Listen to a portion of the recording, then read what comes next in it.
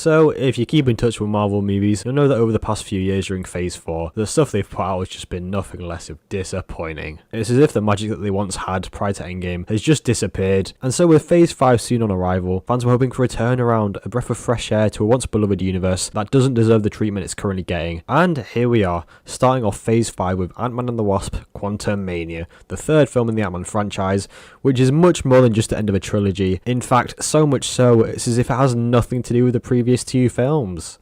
But we'll get into that. So I think the mistake that people make with Phase 5 is thinking of it as a new era in Marvel, where they finally change their creative strategies and make it into something that fans can once again appreciate. But what some people, and myself included, forget to think about or mention is that this movie was created and filmed alongside every project in the latter half of Phase 4. Because correct me if I'm wrong, but I believe Phase 4 was actually meant to end with Guardians of the Galaxy Volume 3, where Ant-Man would be the second to last project to end Phase 4. But what do I know? Anyway, basically what I'm saying is, it's easy to be fooled into expecting something genuinely creatively different and actually quite good when you attach labels to it. In this case being Phase 5 of a cinematic universe. And I mean, this label used to mean something, with every phase leading up to and ending with an Avengers movie for fans to drool over. Anyway, having made this point clear, I think going into this movie and every Marvel project for the next probably couple of years, you'll just have to accept that what you're going to see is likely not going to be that good, and so there's not really much point seeing them unless the internet is telling you that it's definitely worth your time. I mean, personally, I'm going to see them anyway, regardless, because, you know, I make content. I'm not really that excited, but the sheer reality that this is a studio that can't seem to make anything that's worth watching anymore is crazy to think about, and makes you wonder what goes through these people's heads when they're hiring their creative teams to make their movies, because from what I imagine, it probably looks something like this. So, from what I just said, I think that you can guess how I feel about Ant-Man and the Wasp: Quantumania. Guessed? Okay, we'll see if you're right, but quickly, let's just give a quick overview. So Ant-Man 3 follows Scott and the rest of the main Ant-Man crew, including a now grown-up Cassie, who after getting sucked into the quantum realm, have to navigate their way around and figure out how to get back home. But things become less than so simple when they come across Kang the Conqueror, who stops them in their tracks and is willing to do anything it takes to get what he wants. So, what did I think? Well, as I hinted in the opening of this video, this film has basically nothing to do with the previous two films. If anything, the movie's relevance comes entirely from anything Ant-Man has been in but his first two movies. And for some this might be a good thing if you know, hate the first two movies.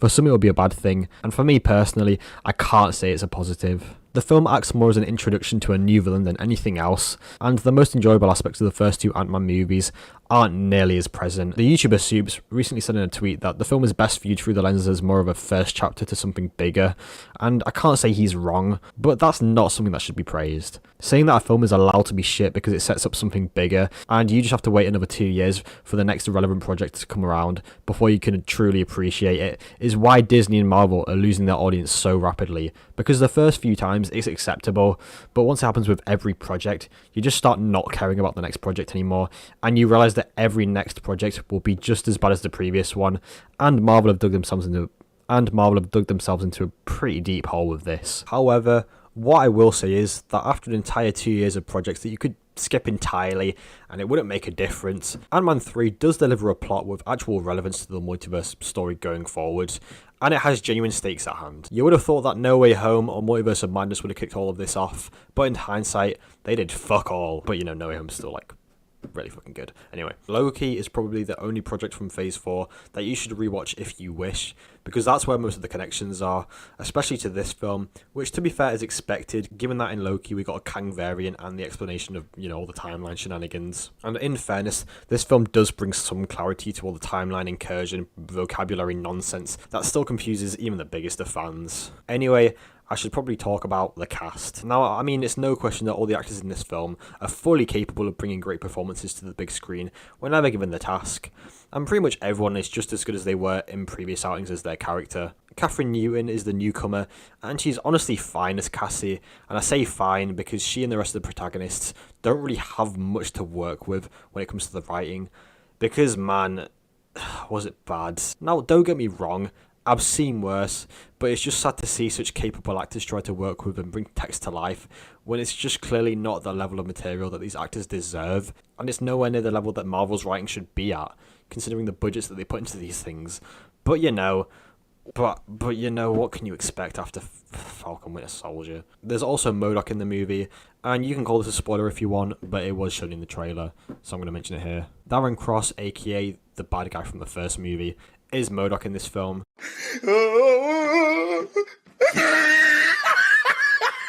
And I'm not going to dive into how that's the case, even though it's a pretty predictable and basic explanation for the sake of keeping this, as spoiler-free as possible.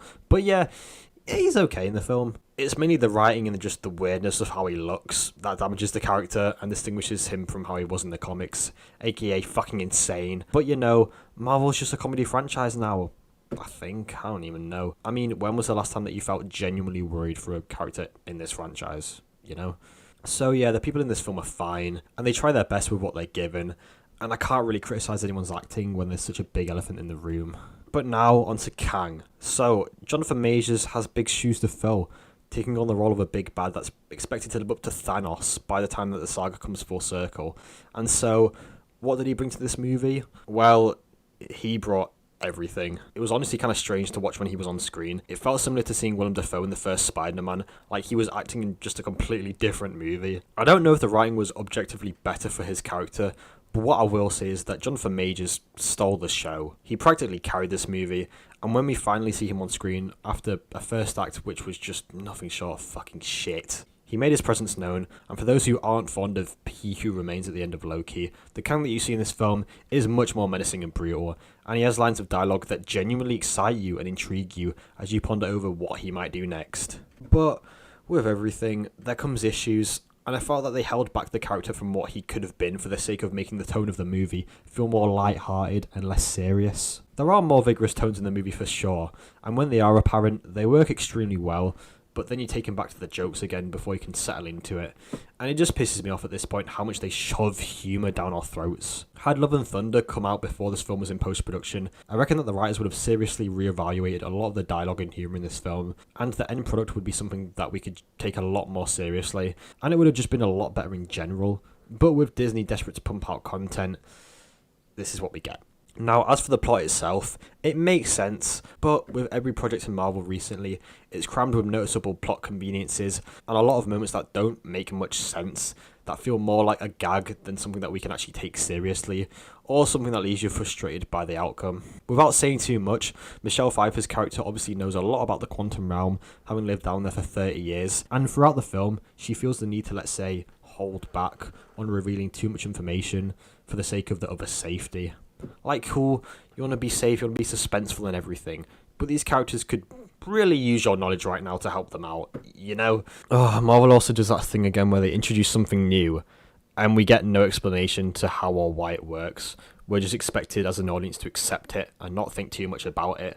But when you have about 50 different types of energies and powers all in one universe, a little explaining along the way wouldn't hurt. There's just a lot of questions that you could ask, and some might call it nitpicking to want an explanation to a lot of the new stuff, but after seeing Multiverse of Madness, I'm more confused than ever to just what these heroes are even remotely capable of, so I think that I have the right to at least question what's going on.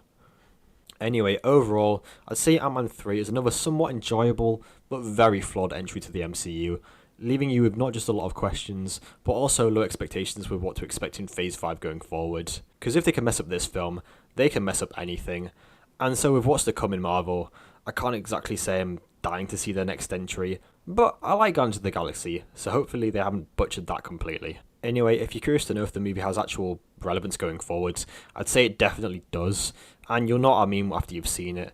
So if you want, go check it out, because as you know, this video is just my opinion, and you might feel completely differently about it. So, if you feel like giving more of your money to a corporation that doesn't really give a shit about its fans anymore, like I did, go see it. But anyway, I appreciate you watching this video until the end. Subscribe so you don't miss the next video. Like, comment, do all that jazz if you so wish. Thank you for watching, and bye.